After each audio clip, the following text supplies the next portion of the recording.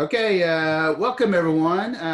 Again, another Our Team show where we're diving into this moment and just considering ways to get better, especially during these interesting times of the pandemic, but just life in general. In some ways, this pandemic has just given us a little time to slow down and kind of dig in on some of the things that we need to look at for ourselves. So for today, we have Debra K with us. Debra is a host and producer, and her TV show credits include an Emmy nomination, ADDY Award, and her most recent TV show, The Primetime, was an official selection by the International Film Festival of Manhattan and Miami Webfest. Debra is a published author, keynote speaker, and business consultant for wellness brands, and she is the founder of Well World TV. So welcome, Debra.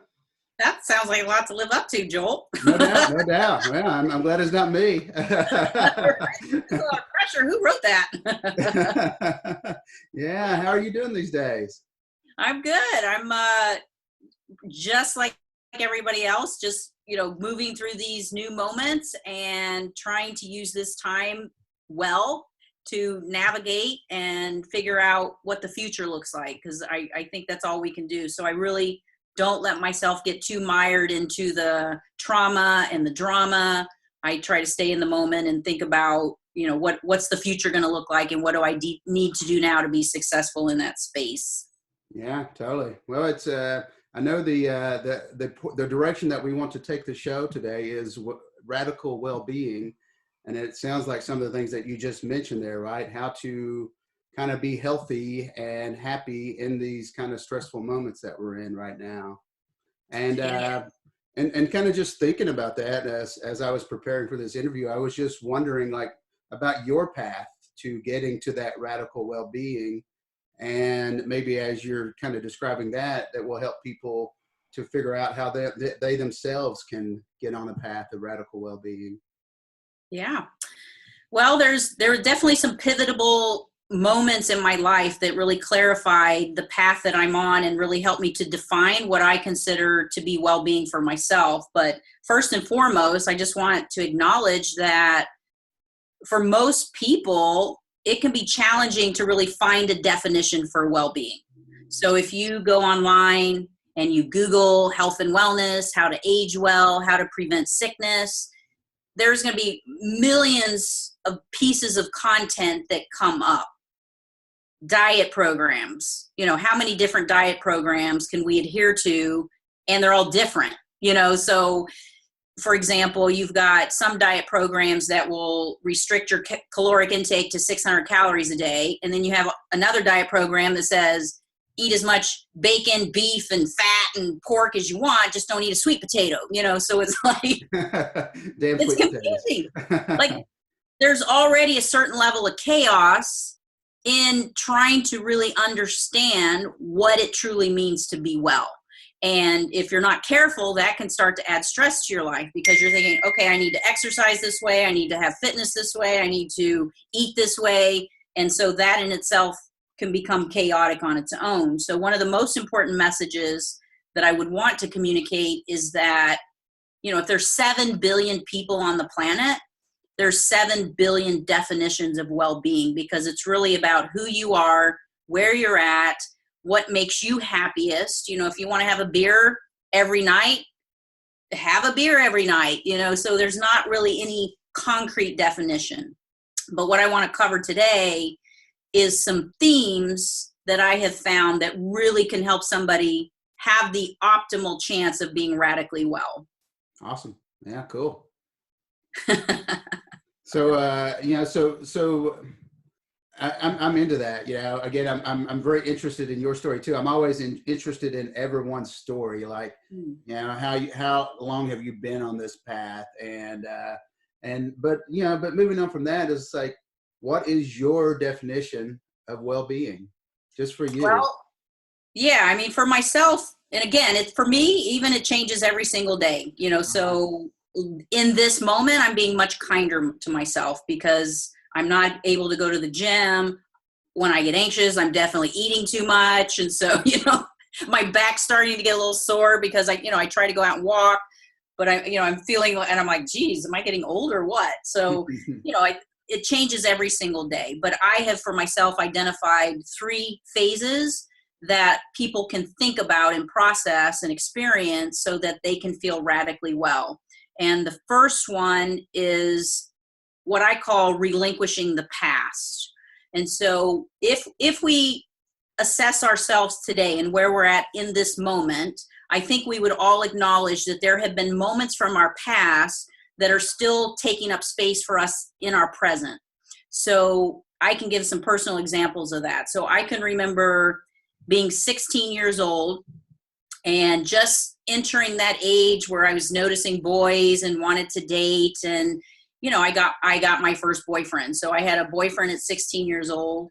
And, we were kind of heading down that path of what boyfriends and girlfriends do. And I remember there was a moment when I was wearing a swimsuit and we were outside, and I remember I turned around and I heard him say something like, it's okay. And it was almost as if like a dagger, went into me, because I thought it was the first moment when I consciously had a sense that my body could be judged in some way. Mm-hmm. Not only could it be judged, but it could be found less than spectacular. I hate when that happens. I know, right? And I remember literally after he was gone or whatever, and I for the first time in my life, got a mirror, stood up and looked at the reflection so I could see what he saw and see what was wrong with it, what made it just okay. And, that's just one example. Like, we have had our parents say things to us that have been hurtful. We've had partners that have said things to us that have been hurtful, bosses. Some of us as children have been significantly traumatized. Mm-hmm. And so what happens is when we're adults, we're still carrying the residuals of that. All of our stories are a little bit different, but we're still carrying the residual of some of these wounds from our past. Mm-hmm. And so that to me is almost like clutter. That becomes clutter, and we're not able to function as optimally well as we could because we have this level of clutter and unowned sort of circumstance in our life. Because the reality is, for most of us, those moments are past. They don't exist in our present. We're adults now, right? So we have the ability to make choices. And so when we give those things power, we're giving power to something that doesn't exist for us any longer. And so there are things that, I think people can do to really understand what sort of baggage they're still carrying, mm-hmm. and then how to untether themselves from those moments so that they can start to uplift. I almost envision that when you work through these things, and we can talk about it because I want to hear about some of those painful moments that you've had. I've never experienced any of them ever. You have no baggage. You solved all that. I mean, I have so much, and I think it really is a double whammy, right? Because we have this baggage and these negative things that keep biting at us, right? And attacking us in some ways. And that's a negative. But the other whammy is that it takes away the time of this moment to enjoy this moment, or to work on ourselves, to go out for a walk. And if it kind of paralyzes us, right? So it's, so if you can get beyond that, you kind of take away not only the badness of that being judged by someone else or told by someone else what's wrong or right, or how we screwed up, in the past. And you also have that time all of a sudden just to do something more beneficial for yourself, right? Yeah. So. Yeah, exactly. And just to kind of give a concrete example of how, someone might start the process of working through this, and I'll use one that's a little bit safer. So, I had a-hole boss. Haven't we all had at least one a-hole boss that has done, significant damage to us in some way? And so I remember working with this person. And this person had no qualms in like publicly humiliating the team around a table. And I always remember thinking that, someday that energy was going to be directed at me, and how was I going to react? And literally one day it hit. So I had been working on this project forever, and the project won an award by the entity that owned our company. And I remember being in a meeting, and this boss said, congratulations, I want to thank everybody. And I'm sitting there waiting for the accolades to come in. And she said, and especially to so-and-so who put so much time and effort, and it wasn't me. And I felt punched, and I was angry. So back then, I was a good leaver. I could quit. So I was mad enough that I quit my job. And I was like, I'll show her. Those are the moments that have the potential. Like, I could still be getting angry about that today. Mm-hmm. That could be resting right below the surface. And as soon as somebody aggravates it, I could be like, oh, well, I remember that one time while I was, and it was like, there it is, as if it's in my present moment.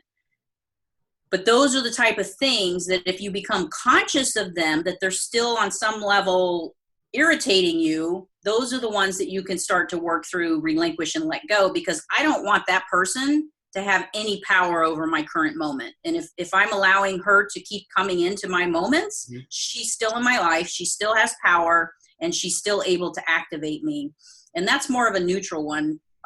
Obviously, if you have some significant sort of trauma with a ex-spouse or child abuse or anything like that, that's a little bit different. But still, even at those levels, you can do much to relinquish and let those go, because again, those moments don't exist anymore. So we have to clear them so that we can move forward.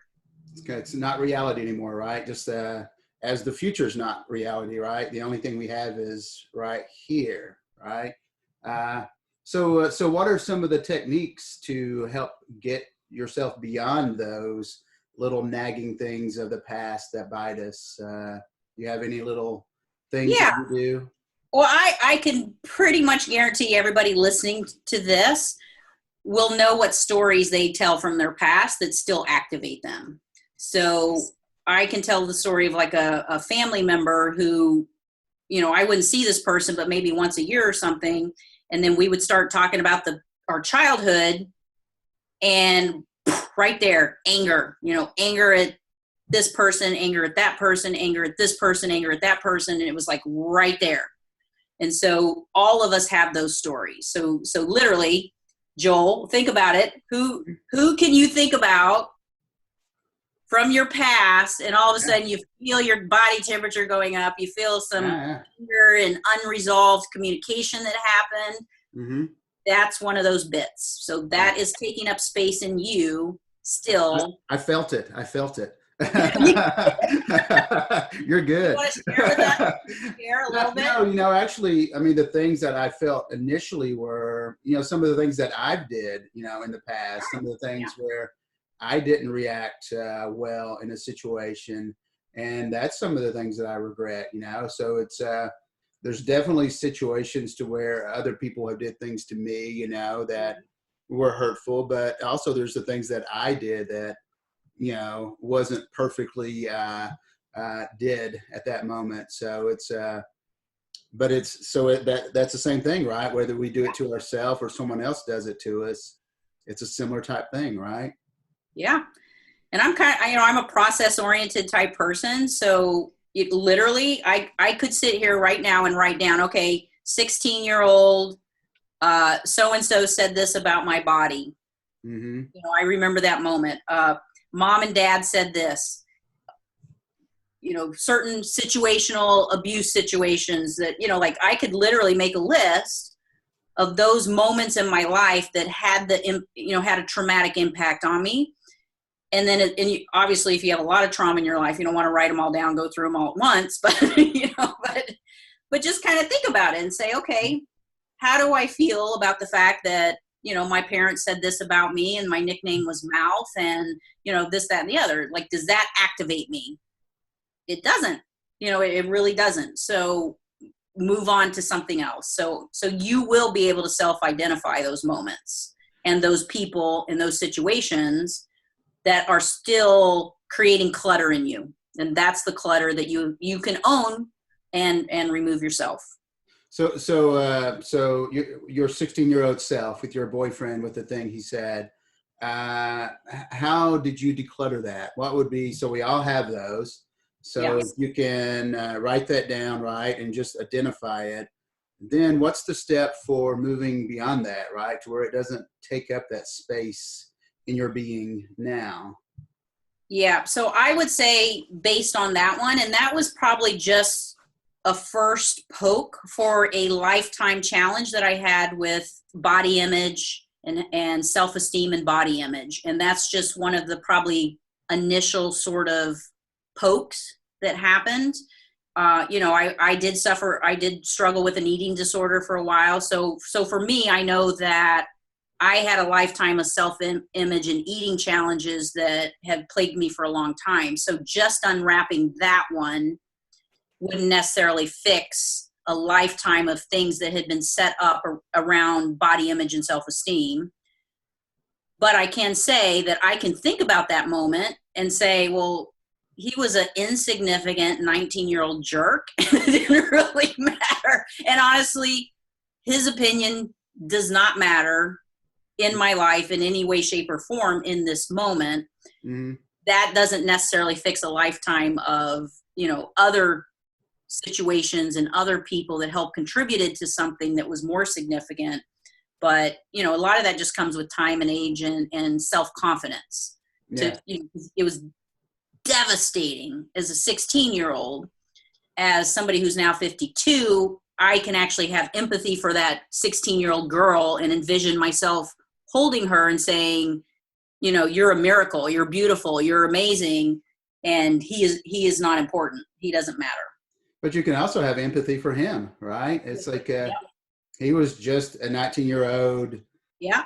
dude who was probably confused also, just like most all of us are, and trying to get through and figure out life, right? And he screwed up a little bit, but we all do, right? And it's so if we can have compassion for ourselves and also for compassion for the other beings, Exactly. And he probably has no idea. He would not even have a conscious memory. Like, I never brought that to his attention. Mm-hmm. It just unfolded from there. So he would not even have a conscious memory of delivering something that was wounding to me. So Mm-hmm. I would totally grant him a pass on, I don't think he was malicious. I don't think he intended to hurt me. He cared about me, Mm-hmm. so it literally wasn't really his fault. It's and that's the thing, right? And in the end, nothing is anyone's fault, right? We've all been kind of trained to be exactly who we are and where we are. And I think the learning is understanding that and being fine with who you are, and then all those things that you have learned, right? All those fuck ups that we've all did, and figuring out how to be better in this moment, right? To be compassionate for yourself and others, and loving and being here now, I think is the key, right? And Yeah. Well, and I think another major shift that happens in this phase is when you finally take a stand and decide to take ownership. Because one of the things I always say is that, when you're a child, you're really under the auspices of whoever your caretakers are, whether that's your parents, your grandparents, whoever they are. Like, you don't have a lot of choice. But when you turn 18 and you become an adult, you're responsible for every decision that you make going forward most of the time. And we still have a tendency to want to become a victim and blame everybody else for some of the bad situations that are in our lives, when in reality, we usually have full control over those type things. So let's say you're in a bad marriage and your partner is a jerk. You focus all of your energy on you kind of being the victim of that person being a jerk and trying to change them and do this and do that and the other. And then 10 years down the road, guess what? He's a jerk and he has an affair and he leaves or whatever. And then you're still angry because he did this to you and he did that to you. But the reality is when you take ownership and say, I pretty much knew from day one this guy was a jerk, and I decided to stay in that relationship, and that was my decision. Like, I wasn't put on this earth to change him and make him a different, better person. I was put on this earth to make me a bigger and better person. And I chose to stay in that relationship. And when you transition from being a victim to somebody to having full ownership for your role in that, then everything shifts, and you can use that going forward for almost every situation that you're in. Yeah, that's awesome. And it's kind of makes me think, of what is our purpose here, right? Individually, as a species, why are we here, and what is our purpose, and what should we be striving for? Is that a part of your radical well-being? Yes. Yeah, so definitely. So once you've kind of cleared the clutter and you feel lighter, the next step really on the path to experiencing radical well-being is what I call elevating your gaze. So it's very easy for us to stay enmeshed in the day-to-day circumstances of our lives, the minutia of this and the minutia of that, and this family situation and this boss and this partner and these kids and all that. And we can get overwhelmed with that. But for us to be really well, there has to be this sense that something in your life is contributing to something that's bigger than yourself.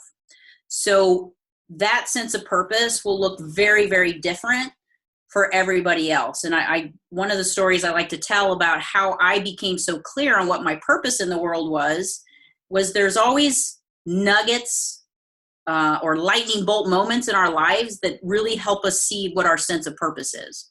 And so 15 years ago, I was a corporate executive working at a very intense job, and I was climbing the ladder, but the cost of that was the higher that I climbed the corporate ladder, the worse my health got. And I literally face planted into a doctor's office, and I was overweight. I couldn't sleep. I had chronic heartburn. I had high cholesterol, and I had like this massive eye infection. I was not pretty. This is not pretty. And so I was on no medications. I go into the doctor's office and I start telling him all my problems, and he's taking notes. Like what I think he's doing is taking notes. And so by the time I'm done, he says, okay, well, here's your 5 prescriptions. And he hands me 5 prescriptions. And I was like, oh my God, I'm getting ready to march to the pharmacy and put myself on 5 different pharmacy drugs, and nothing in my life is going to change. All of the reasons why I've come to this moment have not shifted, and they weren't even a point of conversation. And so I handed him back those prescriptions, and I said, I think there's probably a different way. But what happened in that moment was all I could remember, or all I could think about, was the millions and millions of people who were just like me, heading into a doctor's office and beginning their march to the pharmacy. And I was like, whoa, what if they knew about all these other sort of natural and holistic solutions that exist in the world? And how can I contribute to that? And that literally was the first seed to what has now been almost a 15-year journey to create and share content that will inspire and educate people so that they can evolve to their next level of wellness. That happens to millions, right? Millions and millions here in America every day that go to the doctor and they get prescribed 5 pills, and most people just go along with it, right? How did you know not to, right? What within you told you that, and why did you trust yourself? Because that's in the end, that's it, right? There's that voice inside us that tells us kind of what is right or wrong, maybe, but sometimes it's hard to hear. How did you hear that where most of us don't? I think I always had an interest in just health and wellness. So I was kind of that geek, who was, back then it was like, okay, vegetarian means you eat a lot of soy. And, I would sneak soy into my kids' food. And, so I was already kind of in that realm. So, so for me, and I'm, I'm very independent. So I don't necessarily, when somebody tells me to do something, think that that's exactly the right way. But doctors do have that level of power, so a lot of people will go into the doctor's office, and if they hand you prescriptions, you're going to think that's the right way because you're trusting their training and their expertise. I knew that there was a different way. And so in that moment, I would have never envisioned that I would produce television shows that help to share this type of information, or even have a network that really is positioned to help other experts come in and share this type of information. I just went back to work. I gave them back the prescriptions. I was like, I think I'll figure something else out, but I just went back to work. But when I rewind the dial, to me, that was a significant moment that puts me right where I'm at today, having a conversation with you. Yeah, it's really cool. Again, I think it just shows the importance of being able to discern that true voice within you, right? I think it gets cluttered by all the things that we deal with every day in our lives, dealing with the kids, the bills, all these things, well, world TV for you. But being able to discern that true voice within you is so key. Do you practice in any way? I know, like, I meditate a lot. Do you practice in any way to try to focus, to let that voice come out even more for yourself? Yes, I would say I'm not the greatest meditator on the planet, but in those moments when I can't sleep, my brain will activate. Like, it'll just start going. And so I have learned to have a track on my music playlist, and also a video playlist of guided meditations and almost like hypnosis, just calming and relaxing, because I know if I can catch myself, turn on that playlist and just really tune in to that guided meditation, that I will, definitely be able to settle down and go back to sleep. But I would say my greatest practice, what I do is I make sure like when I wake up in the morning for real to get up, I try not to activate too quickly. So I will and I go in spurts. I'm not perfect. It's not like I do this every day, but there's definitely phases I go through of almost like spiritual development. And so I will find myself drawn to certain books and readings and audio listenings that really help me expand my spiritual growth. So one of those books for me personally is called Oneness.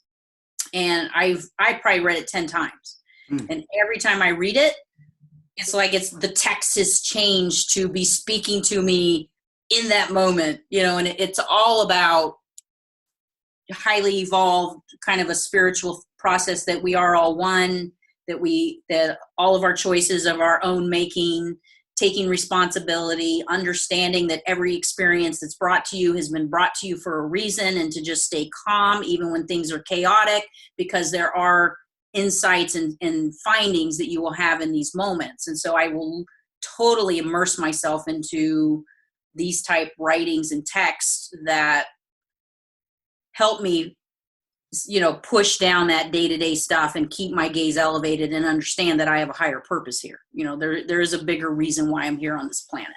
Mm-hmm. Yeah, that's awesome. I haven't read that book. I'll check it out. Very cool. So I guess, thinking about all of this is like, someone listening to the show right now is like, their question is like, how do I put this into action, right? What is the next step? Where do I start with this? What words of wisdom would you give for those people? I would just say that we've all had those defining moments in our life where something happened and our whole paradigm and perspective shifted. And so those are probably the key moments that were giving us signs or giving us hints about something that was bigger than ourselves. Otherwise, it wouldn't have had that level of impact on us. So maybe you're at a conference and you're listening to somebody speak about, I don't know, how to be a great keynote speaker. And all of a sudden you're like, wow, I think I'm supposed to be on a stage and I'm supposed to be sharing a message. What is my message? So there's all sorts of hints, like if I was to ask you, what are those moments in your life that you feel like were pivotal in you arriving right where you're at today, because your gaze is elevated, right? I can sense that from meeting you immediately. You have big vision. You feel like you want to contribute. You want to change the world in a positive way. Well, there were probably moments on your journey that you can reflect on and say, that was a key sign of what it may have been painful in the moment, Yeah. but it shifted me to a new paradigm. So my gaze elevated. Hmm. Yeah, yeah, totally. I mean, for me, myself, it was just extreme burnout from partying, running my environmental company, having a bar, restaurant, Mm-hmm. losing my partner, having an affair, losing my mom, 4 months later, losing my dad, Mm-hmm. or vice versa, my dad first, actually. And, and then a friend saw it in my eyes and she's like, you should check this out. And it was the Full Catastrophe Living book Oh, by John Kabat-Zinn. I okay. read that and I was like, Bean, wow. I was like, what the hell have I been doing at the last 40 years, And so I quickly connected with that, and that's kind of, that's what elevated my gaze, as you say, and put me on the path that I'm on. And there's been other smaller things, that have happened, and I think that's the thing with us, or, I can only speak from my perspective, but that's what happens, right? An awakening usually happens is when your cage has been rattled, right? When you Yeah. are in a divorce or you lose your parents or something. And the question that I always have is like, how can you get to that? How can you elevate that gaze without having to have your cage rattled, right? Oh, what, you know what? If we could figure the secret sauce to that, we'd be billionaires. The reality is, this is what I believe. Hmm. I believe we're given signs, so in those moments before our knees are on the ground and our teeth is in the mud and we're getting kicked by the world, that's when we get it. But if we were to rewind backwards from that moment, there were probably signs, people, situations, conversations that gave you hints Hmm. that we may or may not listen to. We may not be conscious of it Yeah. until we're in the dirt. and then when you're in the dirt, because I've been there, you've been there. Hmm. And the exciting thing about being in the dirt, and this is when your gaze has elevated, is now if I come to those moments where I feel like I'm getting ready to be in the dirt, there is almost a sense of excitement because I'm like, something I haven't been getting Yeah. is getting ready to arrive. And it may not be pretty, but Yeah. on the other side of it, Mhm. I feel like I'll be a more evolved, aware, conscious person. And it just becomes interesting, right? At some point, right? You get beyond the idea of something being good or bad. Yeah. And then almost the kicks to the stomach as you're laying in the mud are kind of interesting, right? You're just like, huh, okay, yeah. But thinking about that, Deborah, it makes me, could this pandemic that we're all experiencing right now be humanity laying in the mud getting kicked right now? And could it create like a kind of a much bigger awakening of some way, uh, worldwide? Yeah. Well, I think for some of us it will be, and for some of us we might actually evolve the other direction. So, as a whole, as a world, as a soul, like a connected sort of collective. I honestly don't know, because I talk to people and it feels like either they're evolving, like, wow, I'm really taking this moment to reflect and reprogram, and yes, I do care more about the earth and the environment. And then I see people devolving into gaining weight, not exercising, constantly reading the media to check out. And so I feel like there's this, group that's also going backwards. So I would like to hope that, once the gates open and we're back out in the world, that we are gentler and kinder to ourselves and to other people and to animals and our environment. There will be some who rise. I think that's what will happen. So there will be those who take these moments and they will rise and they will seek, their purpose will change. From this, their purpose will change. Yeah, yeah. And and again, it's a golden opportunity, right? Just because it is kind of quiet, right? I mean, we do have our social media, but so much has stopped, all the Mhm. baseball fans are really sad right now, right? And they're just sitting in their armchair, just like, what is this moment? What is this reality? And it could be the quietness that they need to kind of experience that inner voice, right? That could be telling them to do something that's more important, right? So Yeah. Well, I think, everybody's story will be a little bit different, but, mine's like a combination of checking out, so yes, I've definitely watched a lot of BBC programming. I don't know why I'm obsessed with the BBC, but all those British cop shows are fun. So I've watched a lot of that, but then I do some very reflective reading, and, sometimes, I'm working on my business, so a lot of my energy is working on my business. That's real quick. That's a great segue. It's like we touched on it just a bit, but tell us more about Well World TV. We're kind of getting close to the end of our 30-minute interview, but I'd love to just hear some more about your project that you're working on. Yeah, well, thank you for that. It's Well World TV is really an evolvement from that second that I was in the doctor's office and left with that seed of desire to really educate people on all of the different sort of options that exist in the world for them to be well. So my first path was to host and create my own television shows. So I launched a show called The Journey into Wellbeing. I launched a show called Senior Moments, which was on healthy aging. And then I launched a show called The Prime Time. What I learned from that is, not everybody's going to be able to do that. Like, get together a crew, come up with a concept, go pitch it to a network, have it picked up. PBS picked it up and broadcast it. It did receive some accolades. And at the end of the day, I would watch it and I was like, okay, that's 4 segments. That took me 2 years and a lot of money and a lot of time and a lot of resource. That's not going to change the world. Like I'm going to be 95 years old and have 10 TV shows, that's not going to change the world. So what came into my awareness, and again, this is the process of getting clear on your purpose, and it does shift and change. I was like, okay, I can't do this on my own. Like, I need other people to help me with this. And so all these people were finding me and they wanted to be interviewed and they wanted to be featured and they wanted to know how I did it. So I was like, well, the odds of them being able to do what I did is probably a hard path, and getting picked up by a major network and getting your message distributed to millions and millions of people is a complete long shot.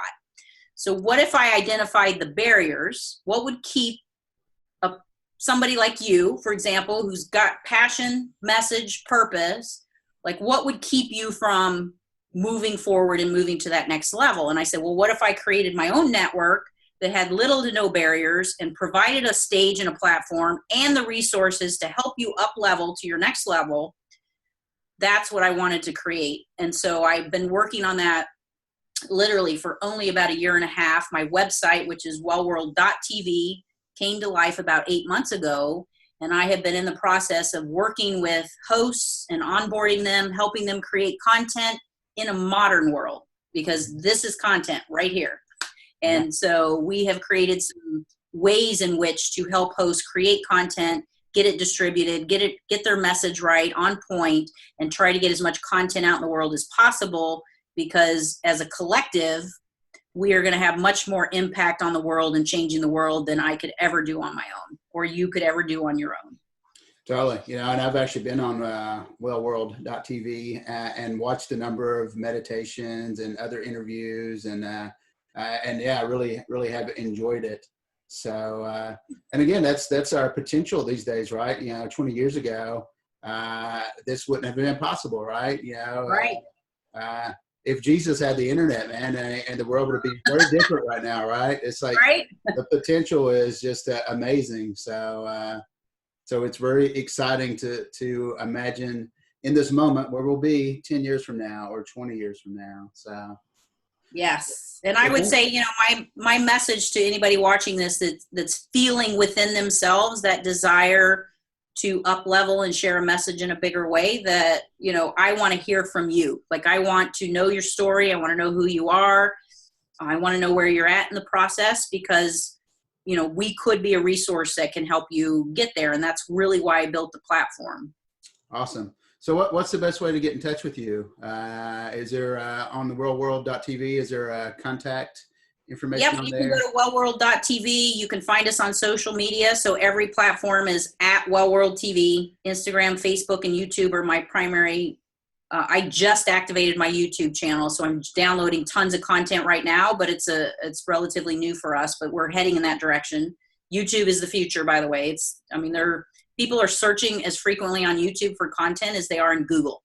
And then my email is Debra K, DEBRAK at wellworld.tv. And again, I will respond to anybody who reaches out and has questions or wants to connect. Awesome. Well, thank you so much. You're incredible. I love hanging out with you and just conversating with you a bit. And I look forward to talking to you again here really soon. Okay. Yeah, you too. Thank you. Thanks, Deborah. Bye-bye. Bye.